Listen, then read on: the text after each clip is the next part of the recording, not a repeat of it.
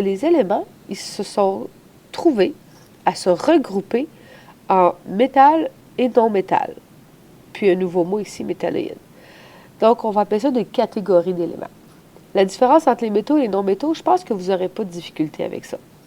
Les métaux vont être souvent des solides, pas toujours, OK? Il y a une exception, le mercure, c'est un liquide, mais ça va être souvent des solides, alors que les non-métaux, ça va être souvent soit des gaz ou des solides, mais il va y avoir des gaz. Donc, automatiquement, si on a un gaz, on sait que c'est un non-métal. Il y a seulement un liquide non-métal à température de la pièce, c'est le brome. Bon, évidemment, tous ces solides-là, si on les chauffe, ils vont finir par revenir à devenir liquides ou même gazeux. Donc, quand on parle de solide, gaz ou liquide, on parle de à température de la pièce. OK, deuxième caractéristique facile, les métaux sont brillants. Alors que les non-métaux, le mot contraire qu'on a appris dans notre chapitre sur les propriétés caractéristiques, c'était le mot terne. Donc, les métaux sont brillants, ça brille, c'est joli, ça reflète la lumière, alors que les non-métaux sont ternes. Ou les gaz. Les gaz sont ni brillants ni ternes. On s'entend que les gaz... Un exemple de ça, regardez les photos. On a une photo de métal ici. Le métal, il brille, alors que l'autre à côté, c'est du soufre. Et le soufre, il est jaune, puis il n'est pas brillant. Une autre caractéristique facile, c'est que les métaux vont être conducteurs de chaleur ou même conducteurs d'électricité, alors que les non-métaux, eux, sont isolants, surtout les gaz. Les gaz, c'est des très bons isolants électriques et thermiques. Une autre caractéristique moins facile, celle-là, c'est que les métaux, eux, ils ont tendance à réagir avec les acides, alors que les non-métaux, eux, ne sont pas capables de réagir avec les acides. Donc, si on essaie de faire une batterie, par exemple, puis qu'on met de l'acide, bien, ce serait peut-être pas une bonne idée de mélanger le métal avec l'acide, parce qu'il y a certains métaux qui réagissent très, très violemment avec les acides. Donc, il va falloir faire des bons choix selon les propriétés caractéristiques. Et tant qu'à être dans les mots qu'on a appris dans le chapitre 1.2, ben allons-y pour les mots ductiles et malléables dans le cas des métaux et le mot cassant et friable dans le cas des solides non-métaux. C'est sûr que les gaz ne sont pas cassants parce que c'est un gaz, là. Mais les solides non-métaux, comme justement la photo du soufre qui est là, ben, le soufre, c'est très friable. Un morceau de soufre va facilement se briser en petites poudres. Donc ça, c'est pour les métaux non-métaux. Sur votre feuille de notes de cours, il y a un gros carré dans le milieu qui dit métalloïde. C'est quoi un métalloïde? Ben, c'est un élément qui n'est pas trop sûr de qu'est-ce qu'il veut être. Il aimerait ça être un métal, mais il aimerait ça être un non-métal en même temps. Donc, il a des caractéristiques pigées à gauche et des caractéristiques aussi qui sont pigées à droite. Donc, on va dire que c'est des métalloïdes qui ont en même temps des propriétés caractéristiques métalliques, mais aussi des propriétés caractéristiques non métalliques. Alors, on va regarder un petit film à ce sujet-là, et vous allez voir là, au sujet de la conductibilité électrique et au sujet de l'éclat pour deux éléments. Les métalloïdes. Certaines propriétés du carbone et du silicium les rendent difficiles à classifier. Le carbone est un bon conducteur. Le carbone se brise facilement. Le silicium est brillant. Le silicium est un mauvais conducteur.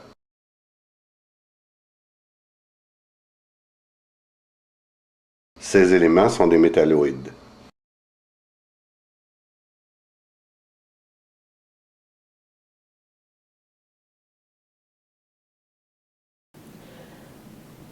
Alors, c'est un petit film, mais je pense que ça montre bien qu'il y a des éléments qui sont à la fois des caractéristiques métalliques et non métalliques, et c'est eux qu'on appelle les métalloïdes.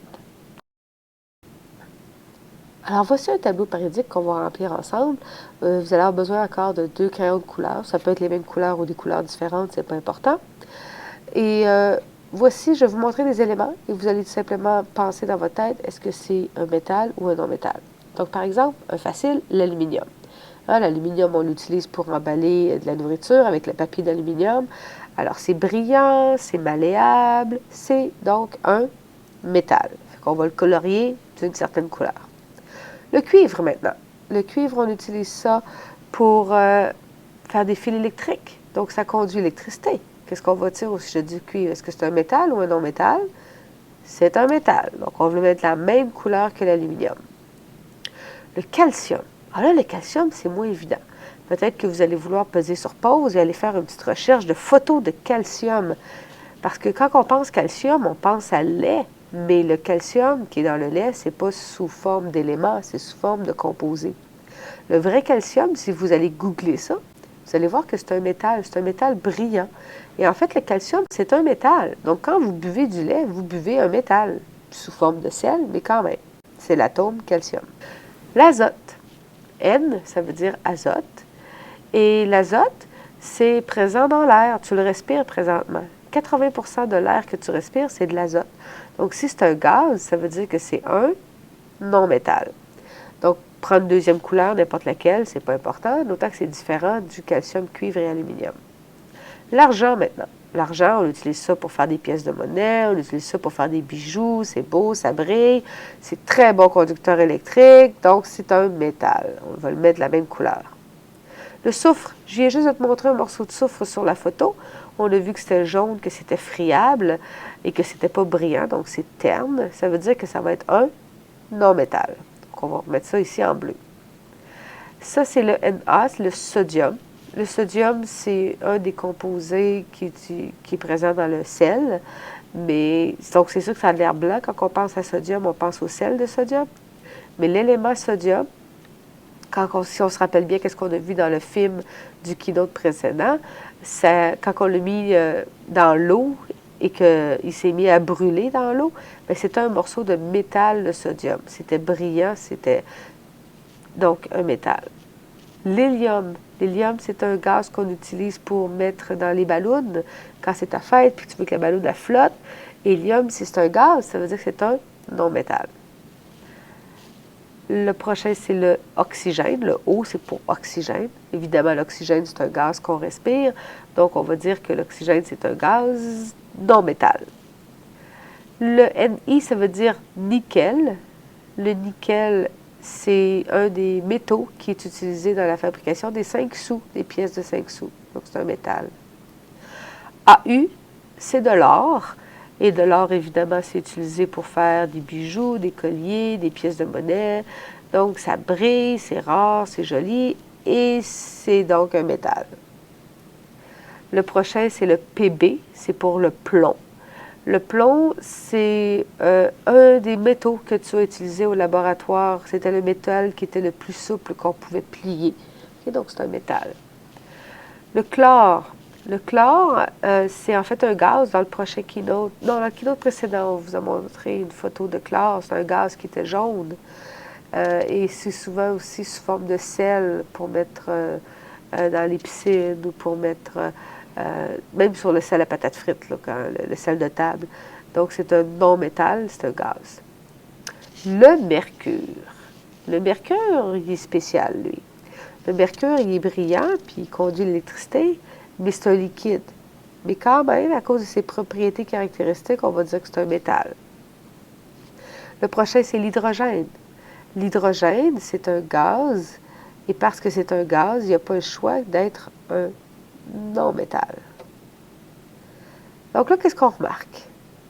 Bien, on remarque que la majorité des cases roses sont à gauche et que la majorité des cases bleues sont à droite. Bon, c'est sûr qu'il y a l'hydrogène qui a l'air un petit peu perdu, mais en général, ça ressemble pas mal à ça. Donc, on va l'écrire ça. C'est qu'en général, les métaux sont à gauche et qu'en général, les non-métaux sont à droite. Et on n'a pas parlé des métalloïdes encore. Donc, les métalloïdes sont où? Bien, ils sont entre les deux. Entre les métaux gauche et les non-métaux droite. Et on va aller les dessiner sur notre tableau périodique. Donc, les métalloïdes, on va dire qu'ils sont de part et d'autre d'un escalier. On va aller dessiner cet escalier-là, qui part du bord, B majuscule, et qui descend jusqu'à la state, AT. Donc, allons le dessiner sur le même tableau périodique. Donc, vous voyez, j'ai complété toutes les roses, j'ai complété toutes les bleus. Et si on se souvient du vidéo qu'on vient de voir, le carbone et le silicium étaient des métalloïdes. Donc, c'est pour ça qu'ils ne sont ni roses ni bleus. Je vais même utiliser une troisième couleur. Donc, tu peux peser sur pause si tu n'as pas le temps de tout colorier. Moi, je continue avec le vert qui nous montre où sont les métalloïdes. Et on vient de parler d'un escalier. Il est où cet escalier-là? Ben, c'est juste un petit truc pour s'aider à se souvenir sont où les métalloïdes. Là. Donc, il part du bord, juste ici, puis tranquillement, l'escalier va descendre jusqu'en bas, jusqu'à la stade. Ce qu'il va falloir faire attention, par exemple, c'est au sujet de l'aluminium. L'aluminium, il touche à cet escalier-là, il est au milieu. On aimerait ça vouloir dire que c'est un métalléen, mais ce n'est pas le cas. L'aluminium, c'est vraiment un métal, il est brillant, c'est un solide, donc il a les caractéristiques d'un métal. Fait que même s'il touche à l'escalier, on va dire que c'est un métal. Et l'autre, c'est le carbone. Le carbone, lui, on l'a vu dans le film, il conduit l'électricité, mais par contre, il est cassant. Donc, on va le catégoriser comme un métalloïde. Mais, en fait, ces définitions-là sont floues un petit peu. Dépendamment dans quel site Internet tu regardes, dépendamment quel livre tu lis, on peut remarquer que ce n'est pas tout le monde qui est d'accord sur la liste des métalloïdes. Donc, il ne faut pas se surprendre si la liste est un petit peu différente sur le Keynote ici, ou sur un manuel, ou sur un site web. Il peut y avoir quelques petites différences, ce n'est pas dramatique. Donc, ça, c'était comment les métaux, non-métaux et métalloïdes se sont regroupés automatiquement quand Mendeleïev a fait ses familles.